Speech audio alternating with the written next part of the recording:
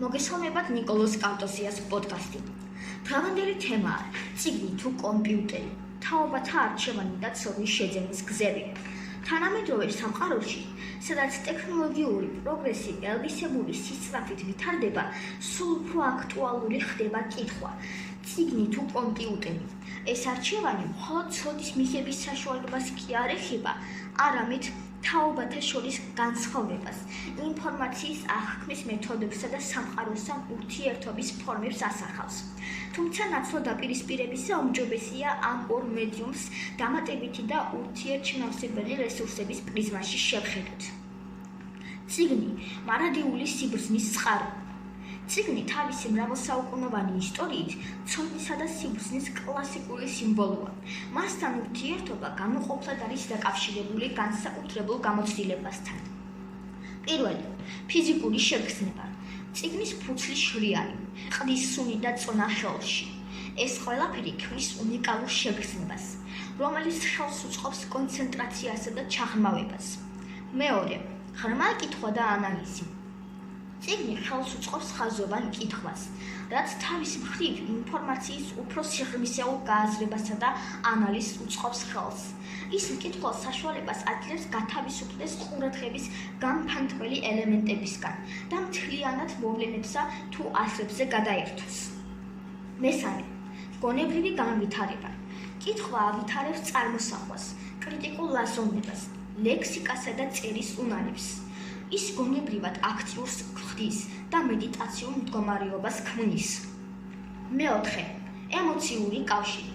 მხატვრული ლიტერატურის კითხვა განსაკუთრებულ ემოციურ კავშირს ამყარებს მკითხველსა და პერსონაჟებს შორის, რაც ემპათიის განვითარებას უწყობს ხელს. მეხუთე, თვალების ნაკლები დატვირთვა. ეკრანისგან განსხვავებით, ნაბიჯი ტექსტი თვალებს ნაკლებად ხლის. თუმცა წიგნს აქვს გარკვეული შეზღუდვებიც. ის მოითხოვს ფიზიკურ ადგილს. არ არის ისეთი ინტერაქტიული და მყისიერი, როგორც ციფრული რესურსები და მისი განახლება ხანგრძლივ პროცესთანაა დაკავშირებული.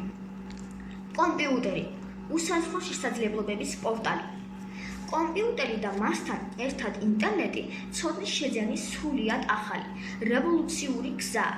ის გთავაზობთ: პირველი, ინფორმაციის უსაზღვრო ხელმისაწვდომობა. ინტერნეტის საშუალებით წვდომა გვაქვს მსოფლიოს თითქმის მთელ ინფორმაციაზე. იქნება ეს ენციკლოპედიები, სამეცნიერო სტატიები, სიახლეები, ვიდეოები თუ ინტერაქტიული კურსები. მეორე, მყისიერება და განახლებადობა. ინფორმაცია მუდმივად ახლდება და მყისიერად ხელმისაწვდომია. მესამე, ინტერაქტიულობა და მულტიმედია. კომპიუტერი საშუალებას გვაძლევს ვიდეოების, აუდიო ჩანაწერების, ანიმაციების, სიმულაციებისა და ინტერაქტიული სავარჯიშოების მეშვეობით ვისწავლოთ, რაც სასწავლო პროცესს უფრო საინტერესოსა და ეფექტურს ხდის. მეოთხე, კომუნიკაცია და თანამშრომლობა. ონლაინ პლატფორმები ხელს უწყობს ცოდნის გაზიარებას, დისკუსიებსა და ერთობლივ პროექტებს ადამიანებთან მთელი მსოფლიოს მასშტაბით. პორტაბელურობა, ანუ ლეპტოპები, პლანშეტები. ელექტრონულ წიგნებსა და სხვა რესურსებზე წვდომა შეგვიძლია გქონდეს ნებისმიერ დროს, მოწყობილობის საშუალებით, რაც მოსახერხებელია მოგზაურობისას ან სივრცის დაზოგვისთვის. თუმცა კომპიუტერს აქვს თავისი ნაკლოვანებიც. ეკრანთან დიდხანს ყოფნა თვალებს ხლის და შესაძლოა ჯანმრთელობის პრობლემები გამოიწვიოს. ინფორმაციის სიმრავლემ შესაძლოა ყურადღების გაფანტვა გამოიწვიოს, ხოლო ფეიქ ნიუსებისა და არასწორ წყაროებისაგან თავის დაცვა კრიტიკული აზროვნების მაღალ უნარს მოითხოვს. წიგნი და კომპიუტერი, ერთობლივი ძალა. ნაცვლად იმისა, რომ ეს ორი წყარო დაუპირისპიროთ ერთმანეთს, უმჯობესია მათი სინერგიული შესაძლებლობები გამოვიხილოთ. თანამედროვე განათლების სისტემაში და პირად განვითარებაში წიგნისა და კომპიუტერის ერთობლიობა ოპტიმალური შედეგის მომტანია. პირველი, წიგნი აძლევს საფუძველს.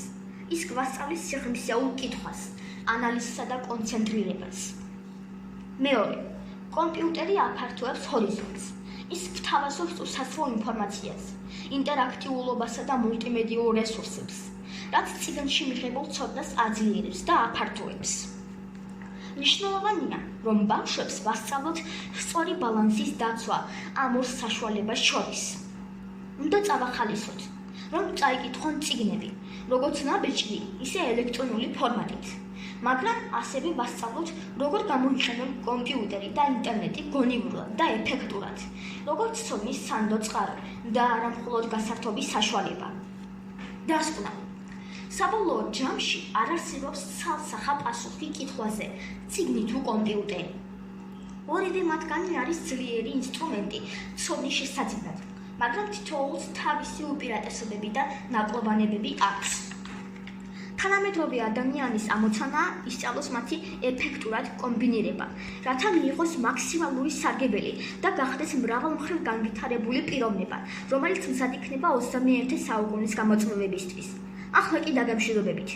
მომავალ პოდკასტამდე.